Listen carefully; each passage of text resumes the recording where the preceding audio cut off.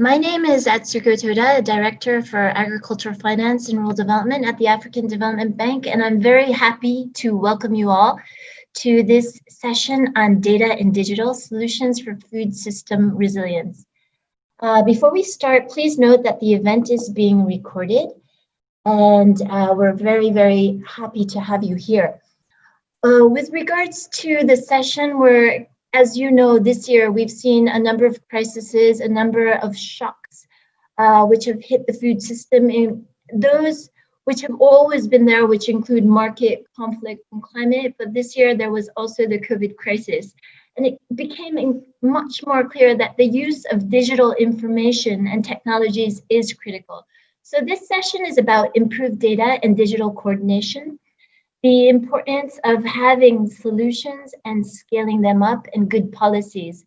So with that, with no further ado, I'm very happy to introduce our first speaker, who is Mr. Ayodeji Balogun, the CEO of AFEX Commodities Exchange, somebody who is known to many of you who may be already watching. Ayodeji is the country manager for AFEX Commodities Exchange Limited and the business lead in West Africa, where AFEX is pioneering the development of a private sector-led commodities exchange and warehouse receipt system. With that, Deji, over to you. So it's great time to be here today, and it's really nice to be discussing this topic, especially considering the fact of where we are today, the impact of COVID on how we work and how we live as human beings, as Africans. I'm sure for almost everyone on the panel listening to this is probably the least traveled year that you've done in the last decade. And so, you know, it's really high time we start to say, how can Africa leapfrog using technology and thinking its food systems? There are lots of opportunities that we can explore, but we also understand that agriculture in itself and food systems in itself require bulk movement of products. It needs to work with smallholder farmers that are extremely decentralized, fragmented, and we have logistics. We work in a low infrastructure market, both the technology infrastructure, talking about internet penetration, where we are at about 40% in Africa, as compared with about 53% in Asia and 87% in OECD nations. So when we look at these issues and we look at issues around road, port access, there are obvious challenges. But then the question is, what are the quick wins and what are the big wins that we can have using technology? So I'm going to look at a few things, looking at the state of the sector. Why is food security a big issue today, and why should we be considering technology as a way to drive improved food security for Africa? We're going to look at a few case studies of how young entrepreneurs have developed solutions across the continent, and then we're going to sort of be leaving ourselves with a few nuggets that I'm sure the great panelists will be able to then build on, and then get into practical opportunities that as a continent, we can start to develop actions that are measurable, and we can start to track results.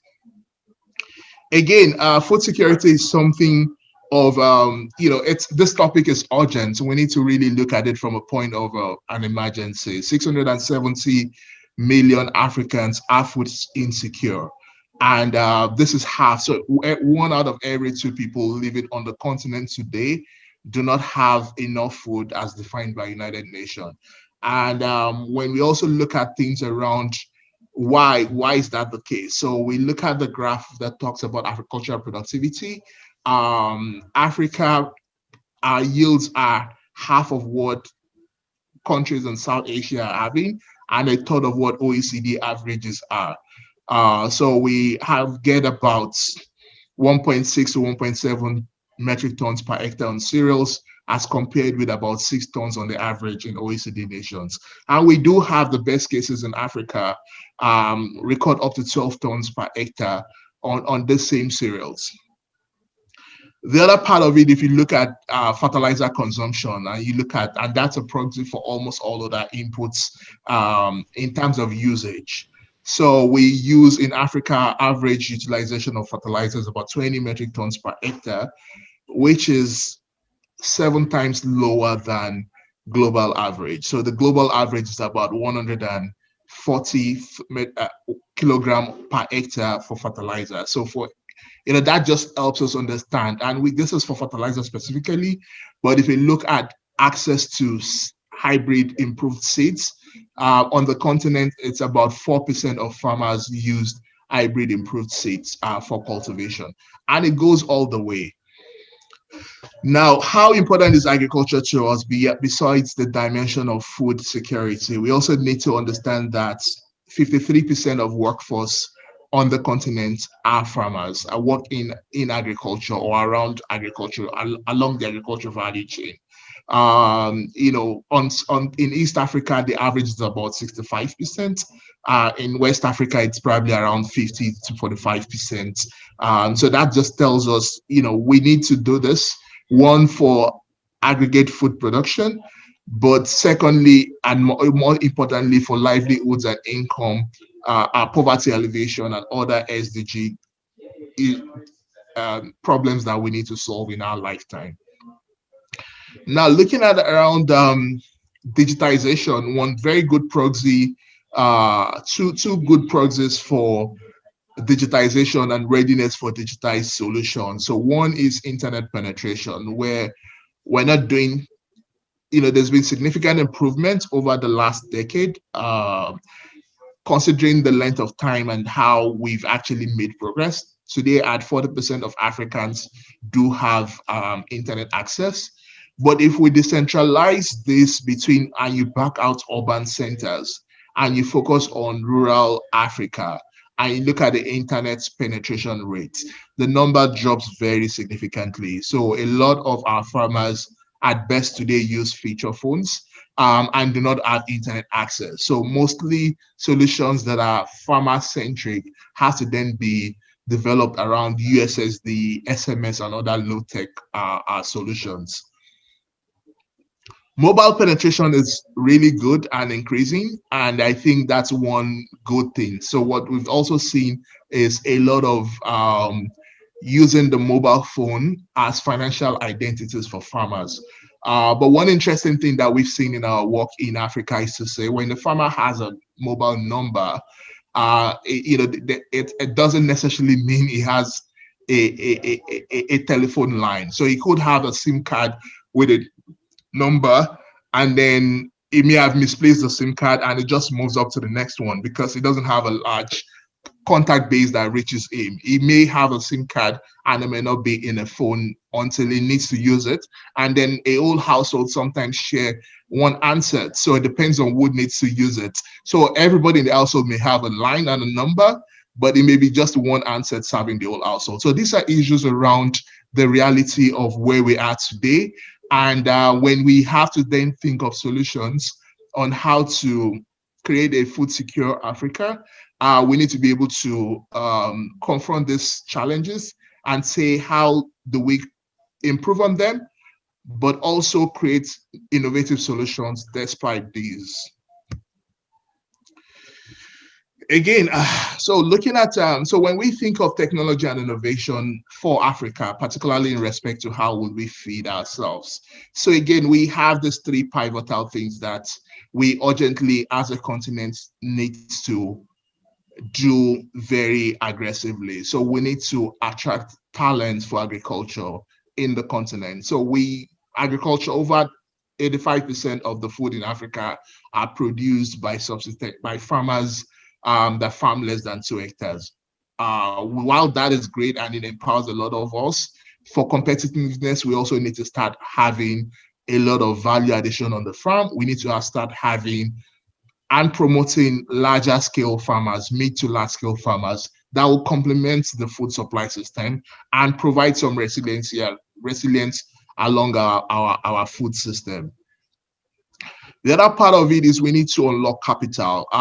Interestingly, Africa has a huge pension fund, and that asset class will continue to grow very aggressively over the next 3 to 4 decades because of the age of the continent. So 60% of the continent today are below 25 years old. So meaning over the next 35 years, those people will continue to work and accumulate huge pension assets.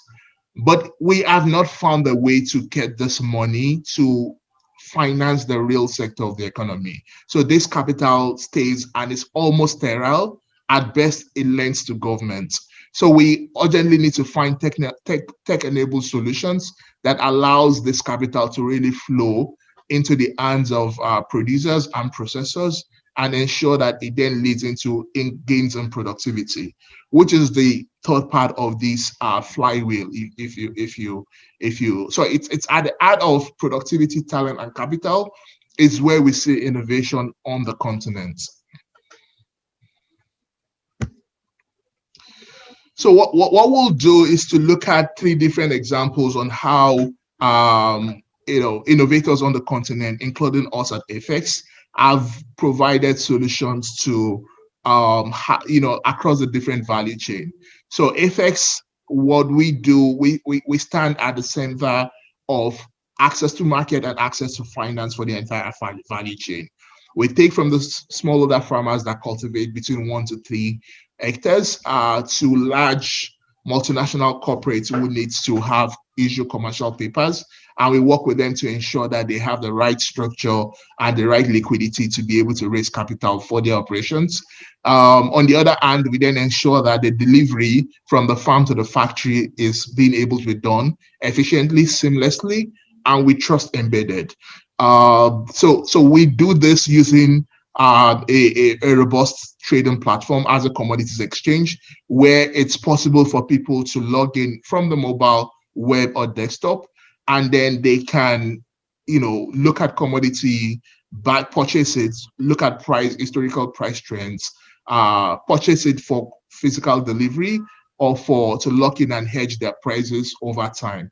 So the other part of it is also we have a collateral management system and a warehouse receipt system that is integrated with a number of financial institutions to be able to then attract lending funding either for producers or processors. Okay, Deji, we have 3 more minutes, please. Okay, so the next is we have Digitech in Kenya. DigiFarm in Kenya, and this is a farm diary that ensures that we can track the entire field operations of the farm, right from the financial identity of the farmer to the crop information. The third technology solution that we're looking at is one that looked at financing, credits, and market solutions. And this ensures that you can bring in and manage outgrower schemes a lot more efficient. And this is deployed in Ghana. Again, to sort of bring it back home, around these things, we need to think around infrastructure and connectivity, and particularly as it comes to the rural urban areas, which are mostly the agrarian areas. We need to think around affordability of internet access. And one thing is affordability. Second thing is in what way does the farmer pay? For most months of the year, the farmer's cash is tied in assets. So the cash flow to be able to buy on a pay-as-you-go plan may not work best for him.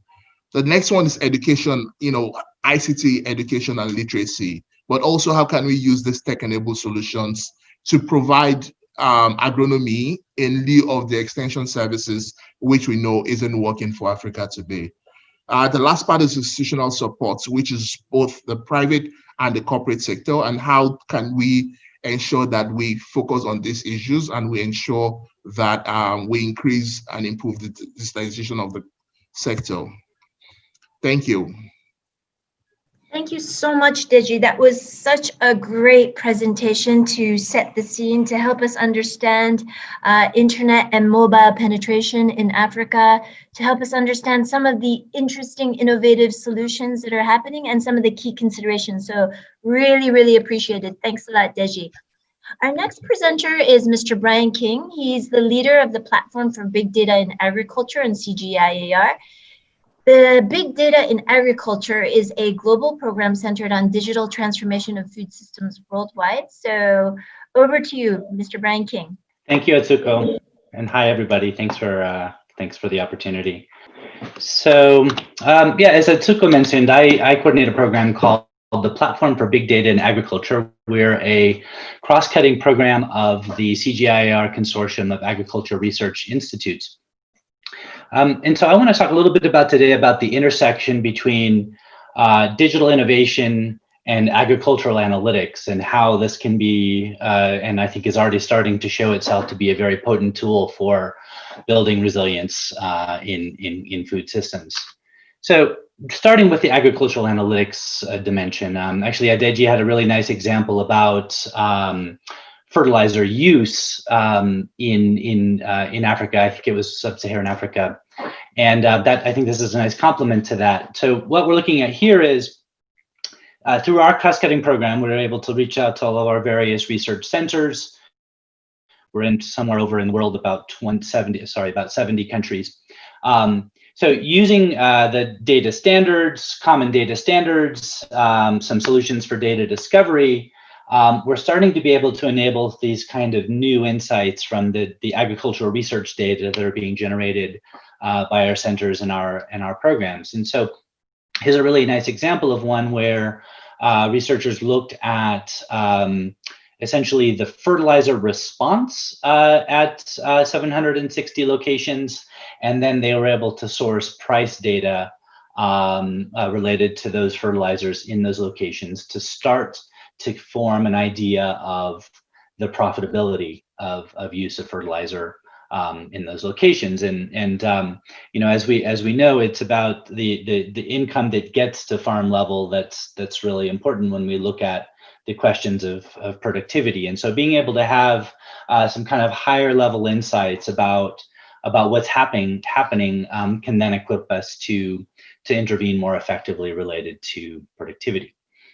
The next example I want to show about some of the ways that we support agricultural development researchers at our centers and with their partners, such as national ag research agencies, is this. It's basically downscaling or localizing of the climate model intercomparisons to be able to start to predict something like we'll expect to see in terms of weather and climate in the coming decades by location, and localized enough that it starts to become useful for agricultural prediction and management. And so, you know, we talk about shocks, and so obviously this links to climatic shocks, droughts, extreme weather events, flooding, and so forth.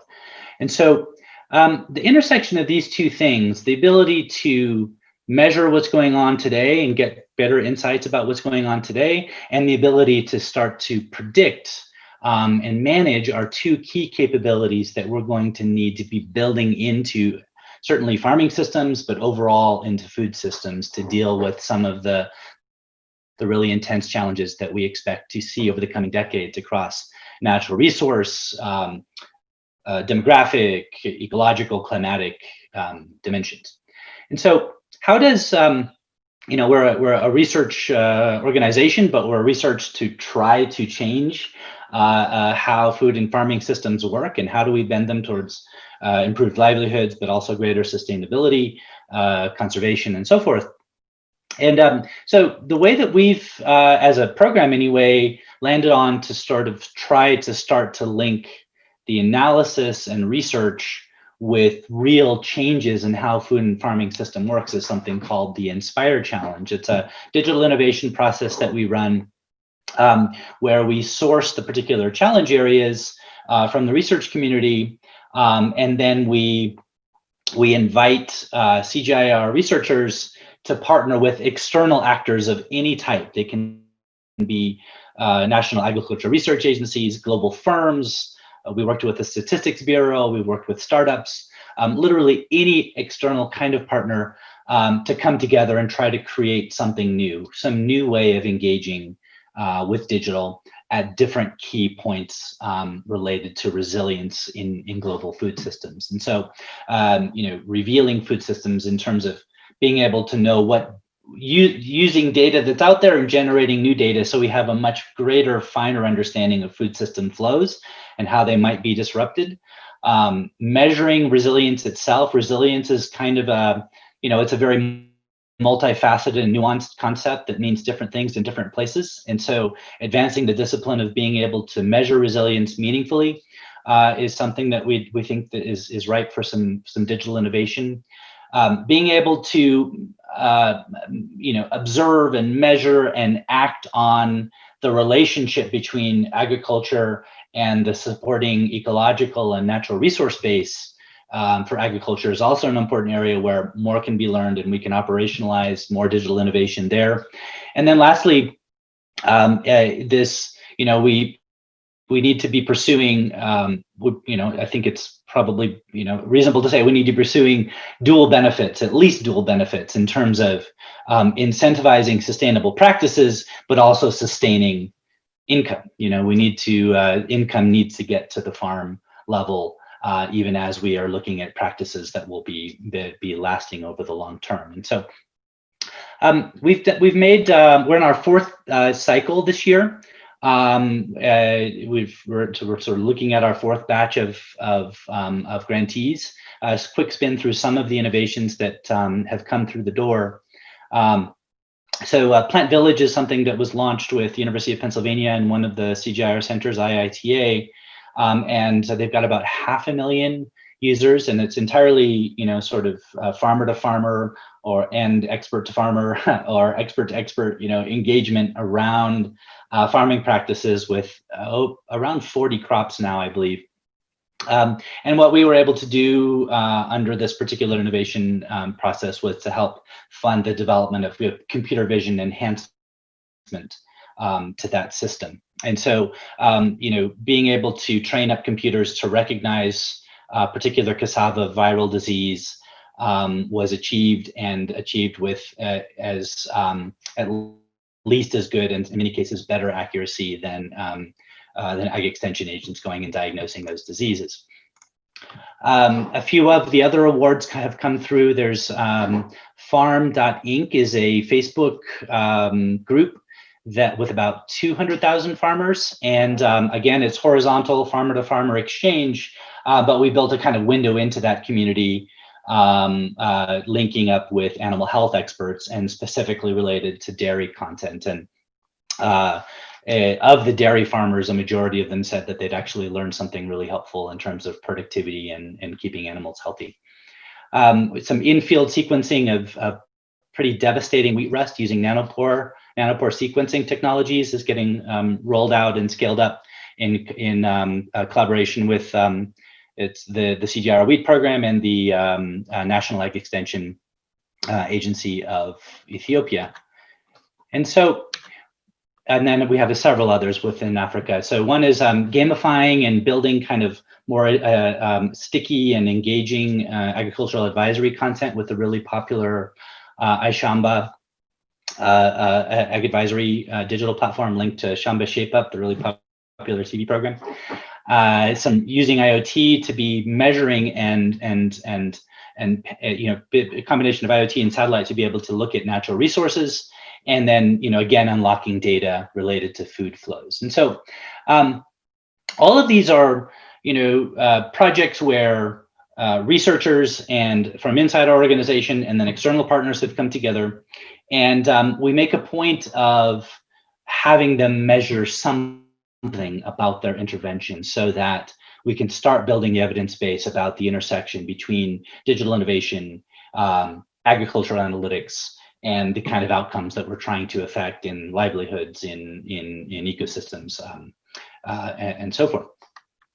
And so, with all of this, we had this kind of project infrastructure in place, and there's very specifically a note about COVID in this session. And I think that, I'm sure nobody in this call would be surprised, but it's worth stating that we were kind of caught flat-footed by COVID, and in terms of not having the high frequency data that we need to understand how the food security implications of the crisis are unfolding, because they're very context specific and commodity or context specific.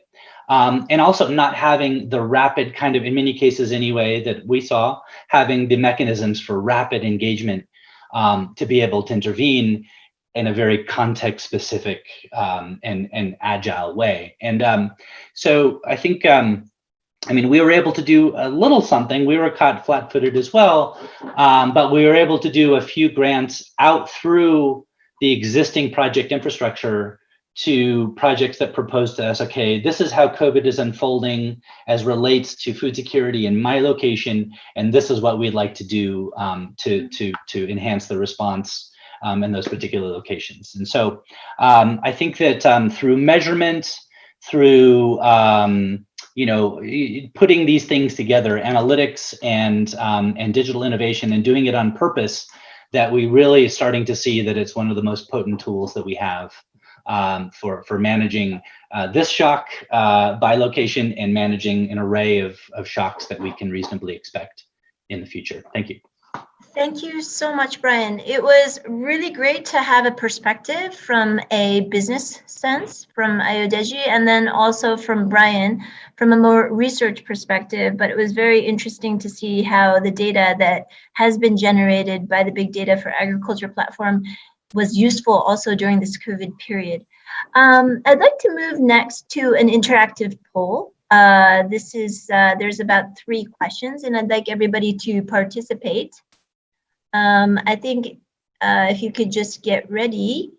Robbie, you will help me on the technology side. Okay, the poll is now in front of you. Please do answer these questions. By 2050, climate change will cause a yield loss of what percentage in African agriculture? The second question, what percentage of digital ag solutions are women? And 3, what % of digital ag solutions are youth? Okay, I'd like to ask Robbie to announce the results. Okay, you can see the host is sharing the poll results. It's about 22% of yield loss. We have for digital ag solutions, 25%, which are women. And then with regards to the percentage of digital ag solutions being youth, we have 43%, both at 50 and 20%. Okay. The actual answers are 22% for yield loss, 25% for women, and the actual answers for youth is actually 70%, which are youth users for digital ag solutions. So thank you so much for participating in that poll. I think we have next a very exciting panel. I'm going to ask Salah and Charity. We'll have a number of questions, but I'd also like to ask everybody to ask questions into the chat, which we will capture later. So Ms. Salah Gross is the Senior Vice President of Global Markets Humanitarian Development of MasterCard. And Ms. Charity Wayu is the Senior Research Manager in Kenya at IBM Research. The first question is more a general question with regards to how important it is to have data solutions and digital innovations help Sub-Saharan Africa build this resilient, adaptable, sustainable food system that we've all been talking about. Salah, if you can give us your views on the importance and the need to prioritize and how we can use these data solutions, that would be great. Over to you, Salah. Thank you, Atsuko. And I'd like to thank the presenters, Brian and Ayodeji, for really setting us up well to start the conversation. I think to keep it interactive, I won't spend too much time, but I think I'd want to introduce 2 ideas into the conversation that maybe we can talk about a little further.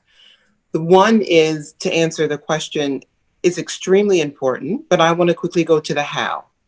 And when we think about technology, and I'm sitting in MasterCard, which is a technology company, so we think about technology and data a lot, but I want to bring it down to being really specific in what we see in the how is to treat data, if you will, and data access almost like we've done with financial access to financial services or financial inclusion.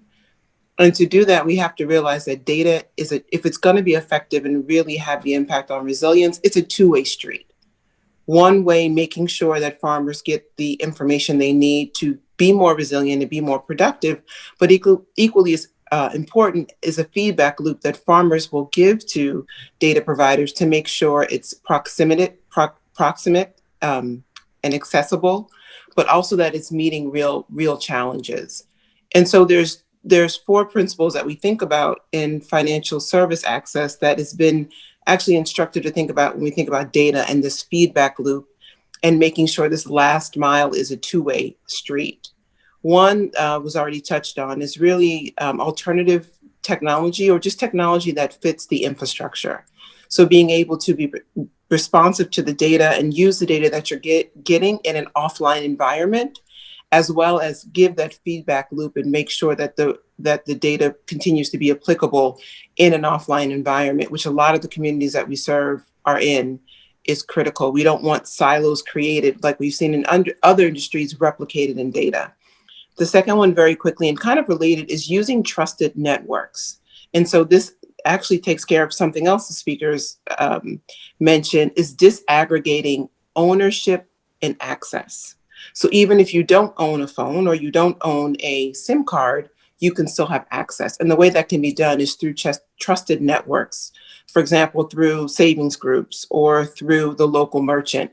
This will absolutely necessitate training, but using those trusted embedded networks, I think, will help with the democratization of data and the free flow of data. And I think it also really highlights using channel partners, which is another strategy that we've used, and the absolute need to make sure that they are using the same data privacy principles, data by design, and making sure that, we're following everything to have permissioned use cases from the data. The other thing I'll mention very quickly, the corollary to that, especially the opportunity that we have as we think about this as global, is really treating resilience as a holistic exercise. What I mean by that is we have a responsibility on the supply side to make sure that farmers aren't getting services in silos.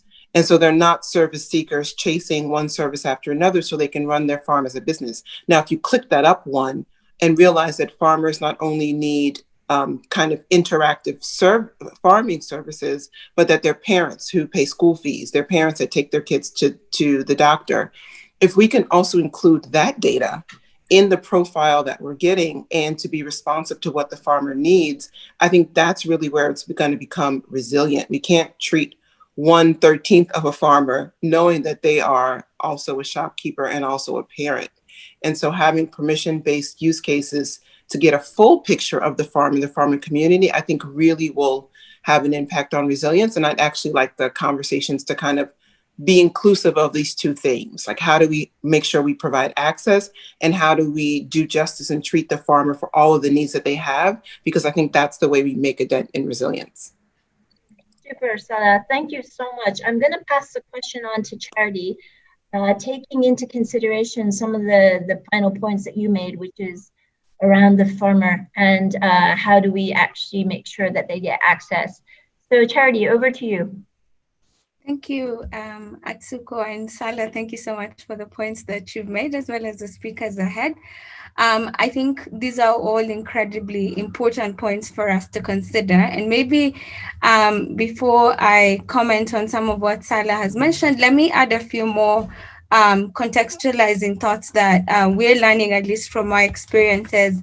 A research organization that's developing ag technology specifically focused on, collecting and analyzing data using AI. And I was very excited listening to Brian King talking about some of the examples that his team is working on and supporting.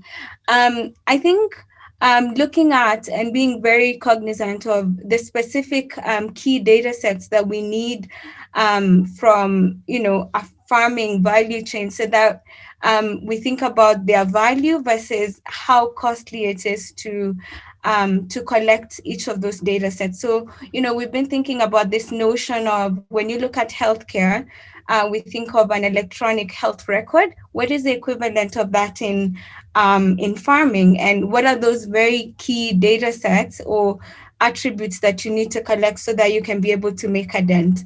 I think once you look at that, the second part is thinking about how you reduce the collection burden, because from an AI perspective, we love big data. We want to be able to analyze a ton of data, but you also have to manage that from how costly is it to collect, how often do I have to collect it, etc.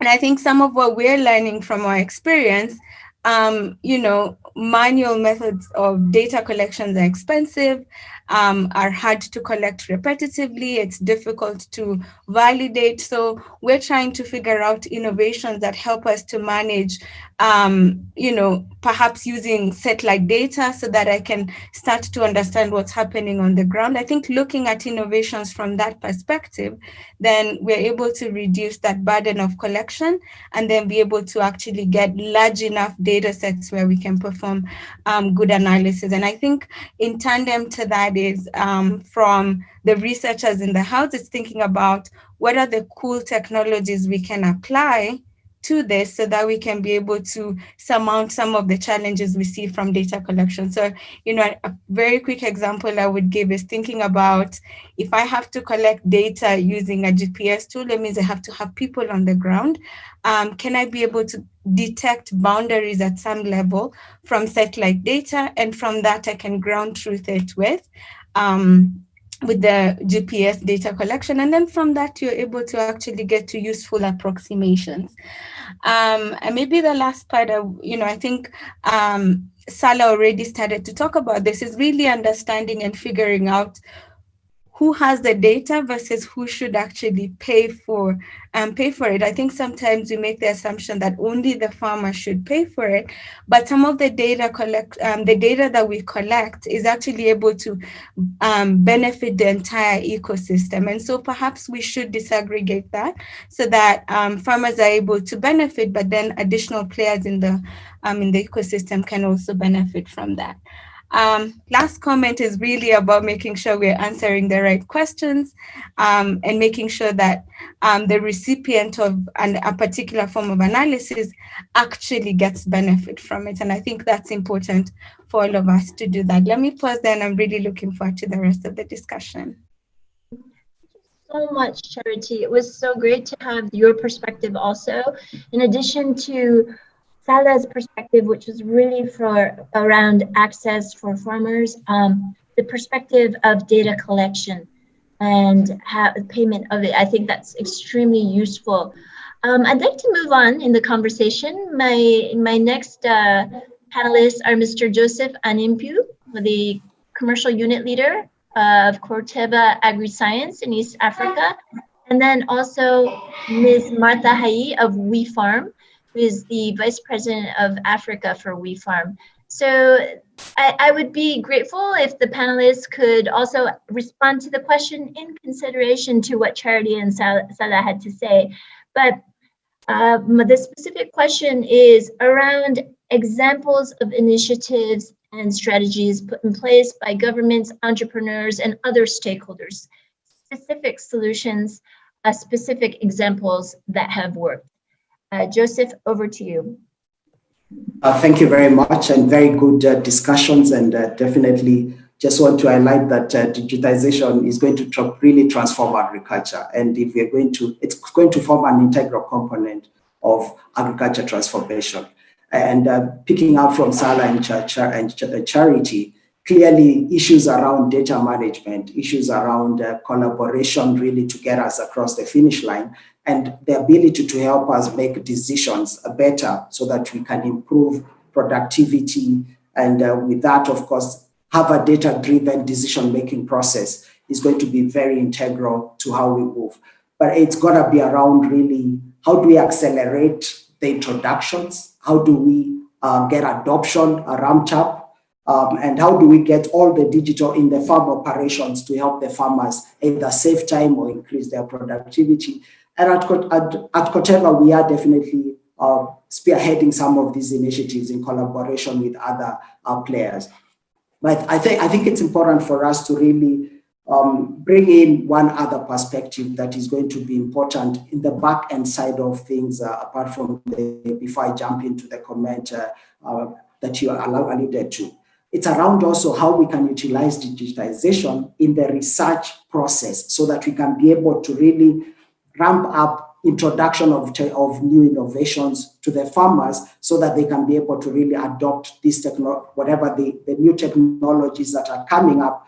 And as companies like Corteva ourselves, we're really looking how can we automate the processes through a lot of massive data to be able to analyze it and in a fraction of time be able to really get a suitable innovation solution out there that allows us to really dramatically reduce the product as the time it takes for us to bring in a new product to be assessed to the market and be able to reduce the cycle that it takes. So this can help us to bring, of course, faster solutions to the customers, to the smallholder farmers, and all this then adds a lot of value to really how we're looking at this. But bringing it home is really examples that are happening. And I know at the initial stage, there was the discussion that was mentioned around DigiFarm, for example, with the Safaricom initiative. This is really a disruptive distribution model that is being adopted across the Kenyan environment to get seed, fertilizer, and crop protection solutions to the last mile, bringing in a component of financing, at the same time bringing in the ability to be able then to utilize basic tools like a normal feature phone to be able to still execute this going forward. So this is one example that maybe I would point out to.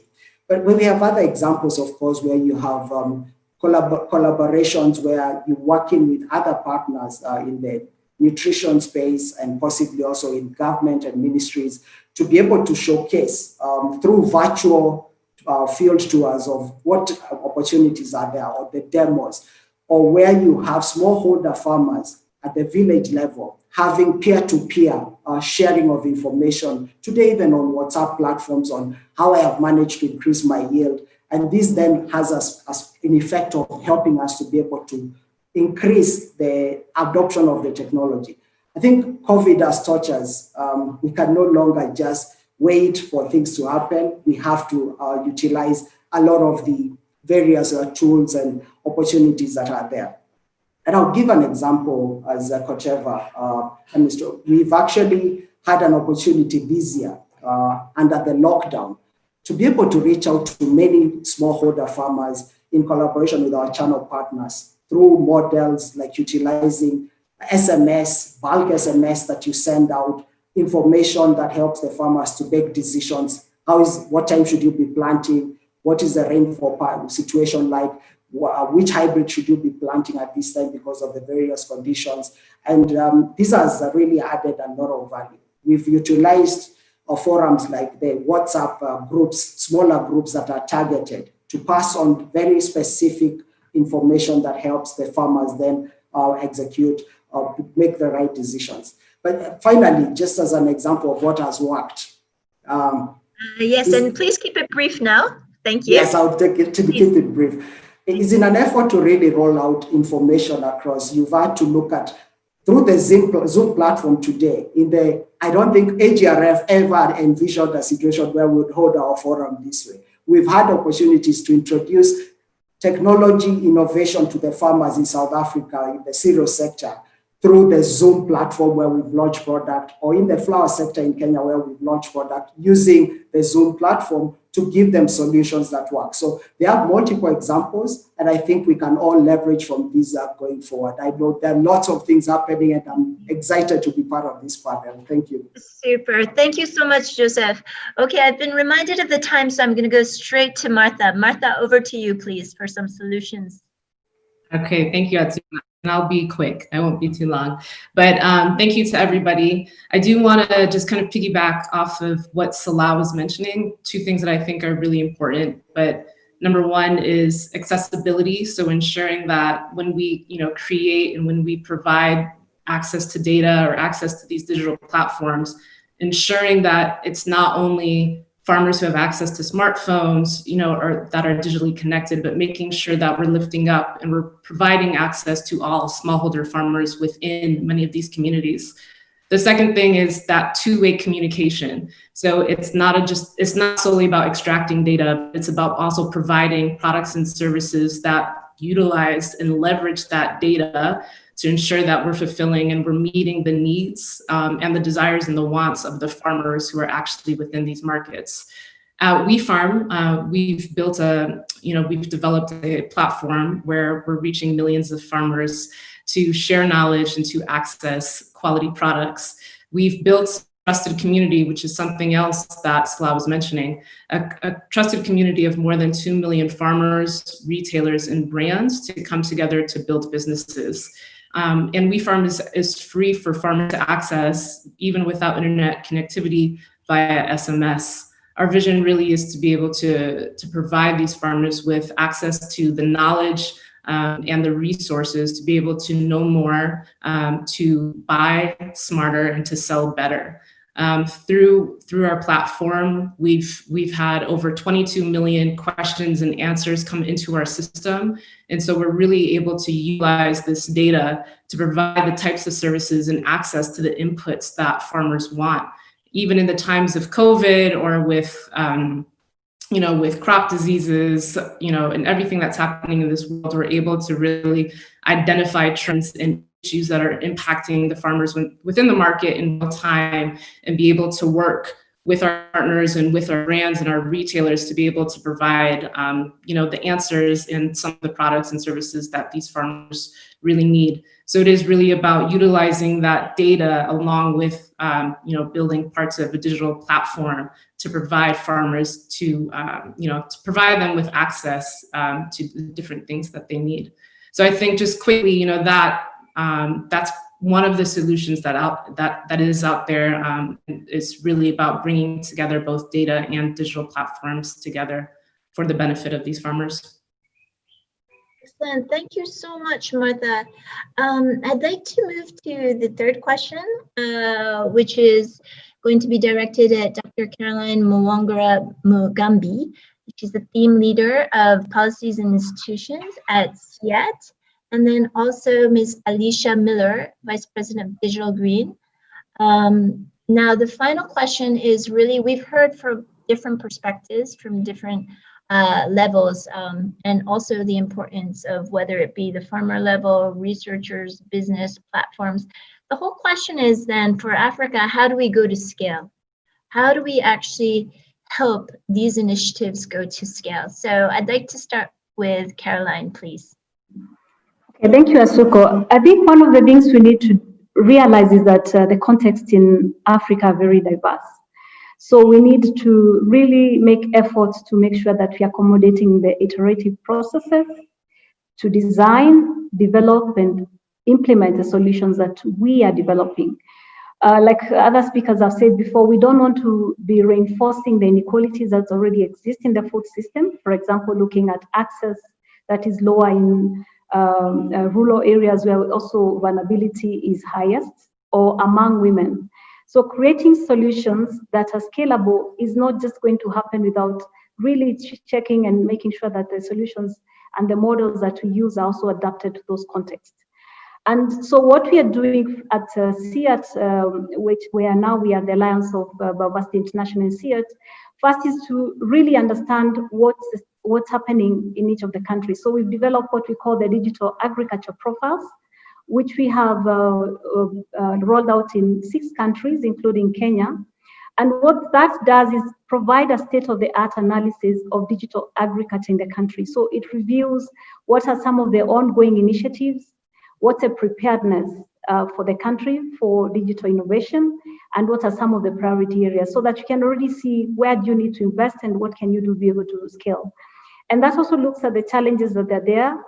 And our models also emphasize that it's not only digital innovation, but you also need to support other face-to-face interaction, especially in remote areas like the drylands, where there's really need for us to understand that infrastructure is still limited and digital literacy is very low.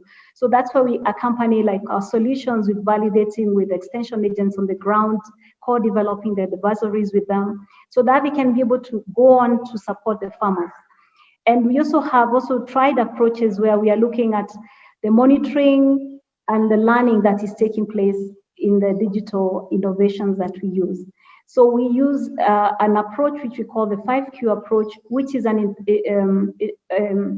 voice response, interactive voice response approach, where we can be able to follow up and ask what's the lessons that we see there. Like, for example, what can we trace the adoption? What are farmers adopting if it's a climate smart agriculture technologies? What's their lessons?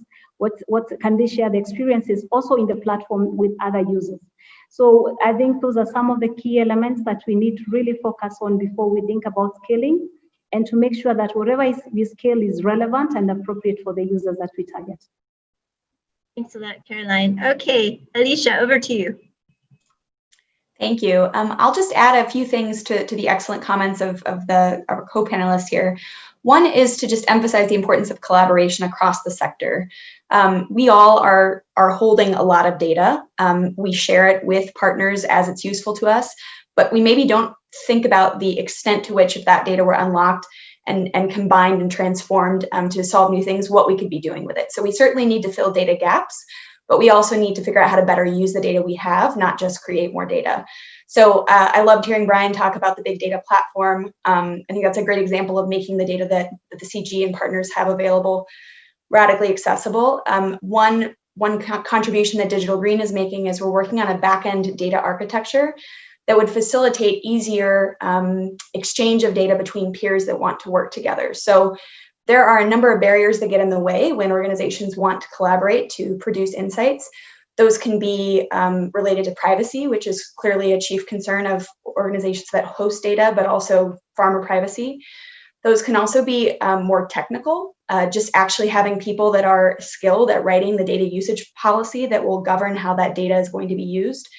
And there's some cumbersomeness to doing that prevents that from happening. And so the farm stack architecture that we're co-creating with many partners would be designed to facilitate that peer-to-peer exchange of data, not host the data, not centralize the data, but actually facilitate exchange that is safe and secure, that will accelerate partnerships across the food and ag sector to get better solutions to farmers. We really feel that in order to get highly customized, localized information that allows farmers to make better decisions, we have to start figuring out how to collaborate across the sector in effective ways.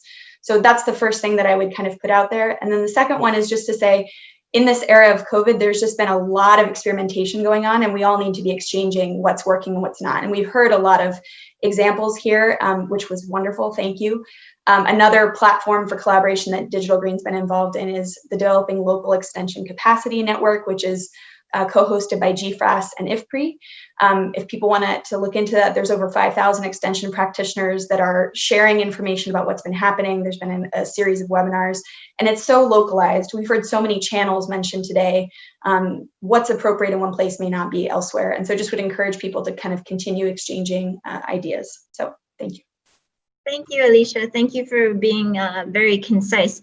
Now, I'm going to try to see if we can answer as many questions as possible. So I'm going to ask everybody to go extremely to the point and quickly to allow the other respondents to also answer.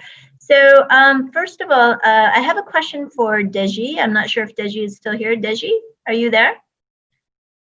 Yes, okay. I am. Deji, the question is, as we discuss technology and agri-solutions, how can we approach the literacy levels within different parts of Africa to ensure that our farmers have access easy to understand facilities? Please keep your responses brief. I think we'll have to change. It's easier to change the solutions that we're deploying for farmers to read their language rather than first get them to change to be literacy. I think we should have our apps in Swahili, in Hausa, and the likes. For me, that's the solution. That's the quick win. Super, love that. Okay, Brian, could you please maybe elaborate a bit more on the Inclusive Mapping Food System project in Kenya? Please remain brief. Thank you. Yeah, sure. It's and actually, Caroline might have something to offer there as well, since it's through the Alliance of Seed and Biodiversity. They're working with Twiga Foods, it's kind of starting out as a kind of data analysis partner with Twiga Foods to be able to really start to understand from the small farm production all the way to the mom and pop shops in the Nairobi food system area. Super. Okay, Martha, how does WeFarm authenticate the information on the platform to ensure the advice shared between participants is technically correct? So yeah, so what we do is, because we have millions of answers in our back, we use machine learning and AI to be able to detect what is the best answer. And so we have millions of answers that have come into our platform. Our system detects what is the best and closest answers, similar to how in Reddit, the top best answer will surface up to the very top.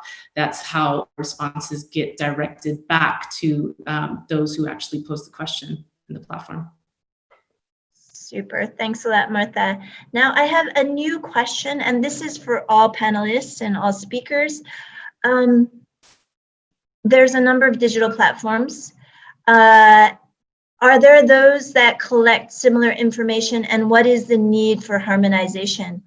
If you'd like to answer this question, because it's to all, can you please switch off your mic and I'll call you out.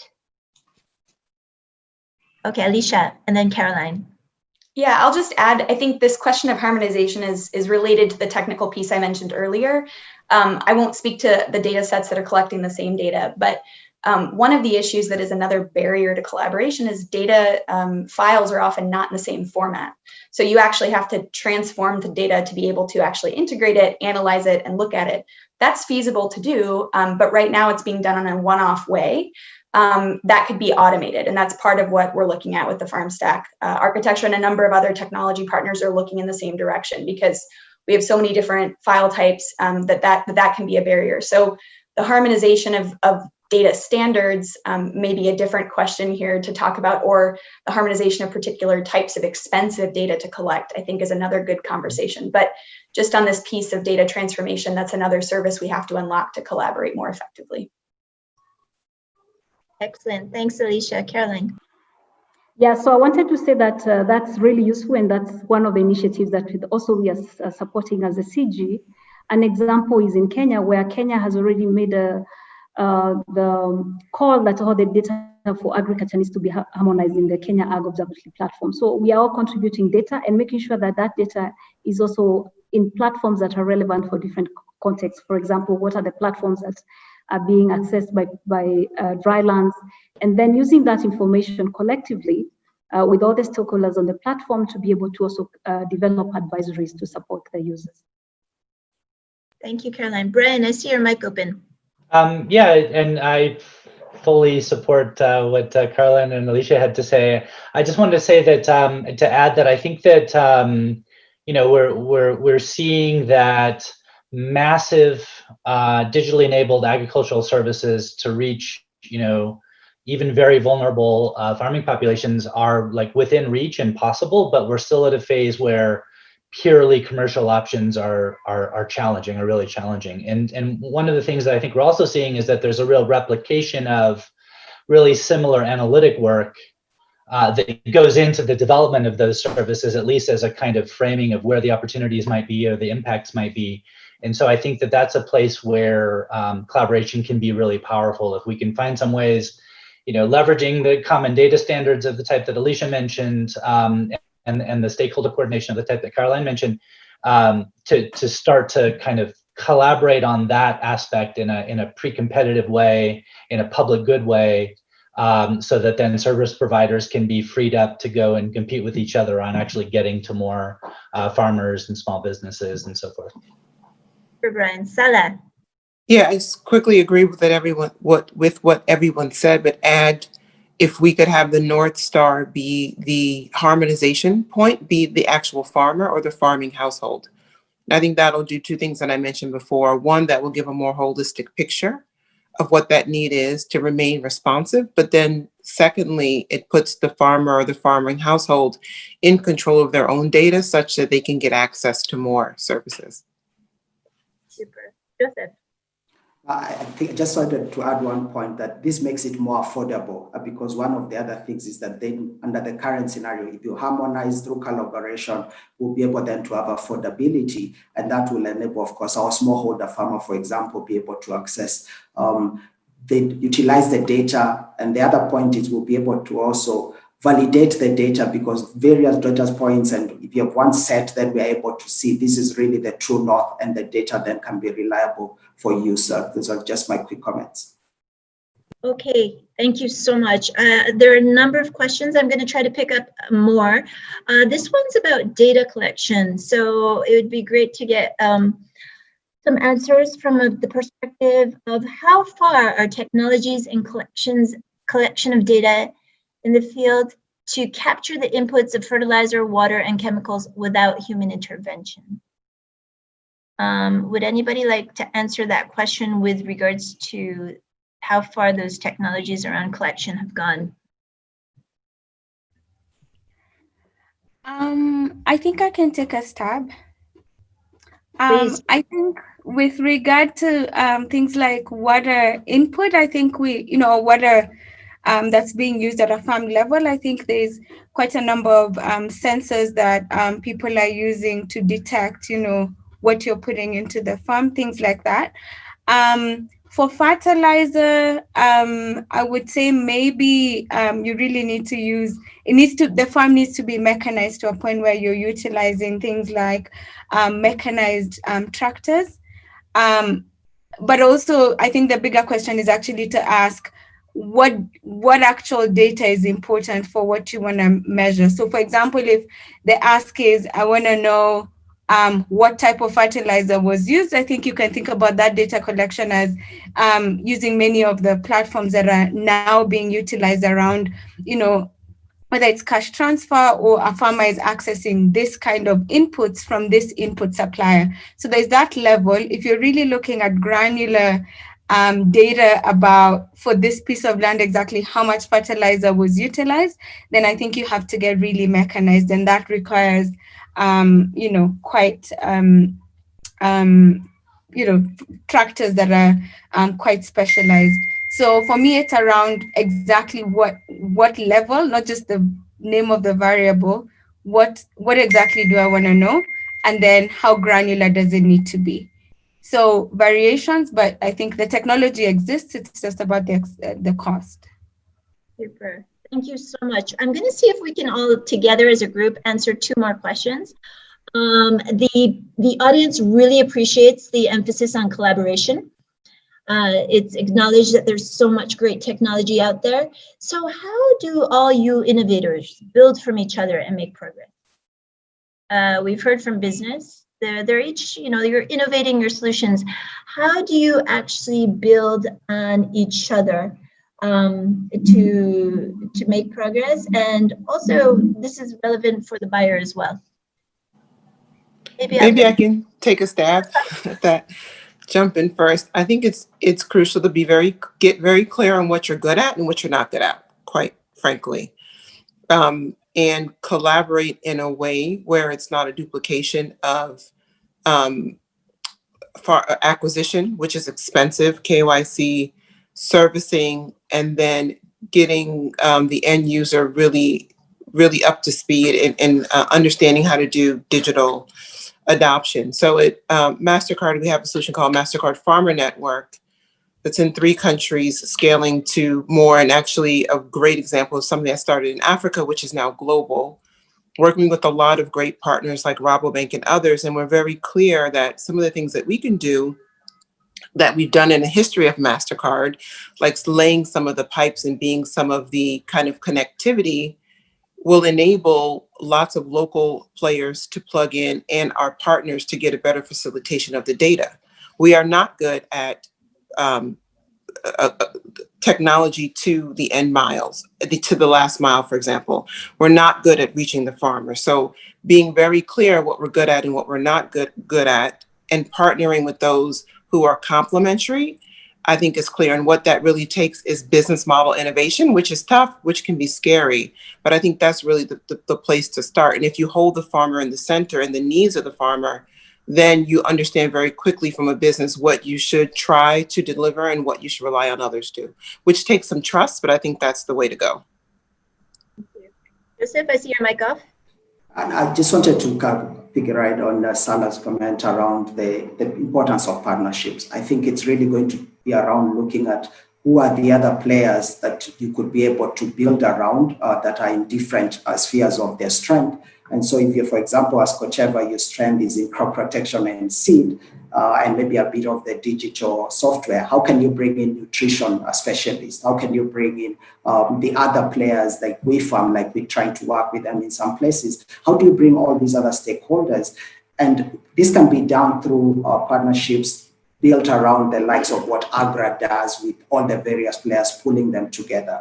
And we just need to realize that we have the farmer at the center of everything, because that's really where we're going to succeed and be able to be looking out for the farmer. We'll be able then to put our resources together and partnerships that will ensure that we are enriching the lives of the producer, the farmer really. And of course, this is the only way we can be able then to ensure the consumers can get affordable food and food security. And this then ensures that we have a sustainable approach to agriculture going forward as we work together in partnership. Thank you, Joseph. Alicia. Yeah, I just wanted to add, I like this point of specializing and knowing what you're good at and what you're not good at. I just wanted to add to it and say that I think thinking about the levels of collaboration is important as well. So we are talking to global technology players that have components of technology that we don't need to develop, but could be available on a common platform. But we also know that at the to make something like a backend architecture that I described work, like FarmStack, it has to have some governance within a particular geography, within a particular scope. People have to feel ownership and have to feel bought in and have to have particular ways that they decide to manage that system. And so I think we're working in Ethiopia deeply with the government and with partners there. We're doing the same in various states in India, but then we also keep having conversations at the global level to make sure we're not duplicating things, because there is so much innovation happening everywhere. So as much as we're all living on Zoom these days, I think that's that's in some ways the strategy to get around duplication, is to follow the leads. When someone says, oh, that sounds like something that other organization is doing, get on the phone and figure out if it eliminates a whole stream of work you don't have to do yourself, and you can come up with an agreement. So thanks, Alicia. Deji. So thank you, Atsuko. So I feel like data is going to be very, very big, and in years to come, and but it will only be useful at macro level. So we have a lot of streams. Now, all the effort that I see today are very narrow. So I feel like there's a need for us to think on a clearinghouse that says, if you're gathering farmer identity, this is the framework you should use. If you're gathering price data, use this. If you're gathering yield data, use this. Such that in 10 years' time, we would have the data that we can all collect. It's a dream I wish we can figure out one day. Thank you so much. Okay, I've been reminded that we have to focus on a resilience kind of closing. So Caroline, if you could put your intervention in the context of resilience, that would really help. Thank you. Yes. So Asuko, for us, when we look at managed partnership, it's all about what outcome we want to achieve. And for us, our goal is to have sustainable climate smart food systems. So what we are doing is looking at managed partnership. For example, I give an example where we are working with MasterCard labs in the MasterCard Farmer Network. And we look at that because we have, as a center, supporting bean producers and aggregators. But we see that the payment system is also helping us achieve some of the issues around safer payment systems and also gender equity, because the women are able to receive the money themselves. Another example is where we are working with in Kenya, the Cereal Growers Association. And what we are saying the main goal was to have climate smart mechanization, but we are saying that in that process, in that initiative, we want also to see climate smart varieties among the producers. Energy users also need to be having efficient and smart systems being adopted by the users. And so for us is really to look at what are those partnerships that help us to deliver to the goals that we want to achieve, which is really about climate smart food systems. Thank you so much, everybody. This conversation was excellent. It just helped to, everybody to understand the diversity of players, the the multiple levels at which collaboration is required. Really interesting conversation around data gap, around data collection, around harmonization of data platforms, the North Star being the farmer, the access to farmers, the tailoring of the payments as we go. So many interesting points made. I really hope that we can continue this conversation, because I realize what a incredible landscape of players it is, and that partnerships will only make you stronger. And so, like was mentioned yesterday, it's not just AGRF, but let's continue these conversations. Let's help to be able to provide farmers a better solution, so that there is more resilience for them at the end of the day. And I really appreciate your interactive, honest, and great conversation. Each and one of you, really thank you so very much, and have a great day.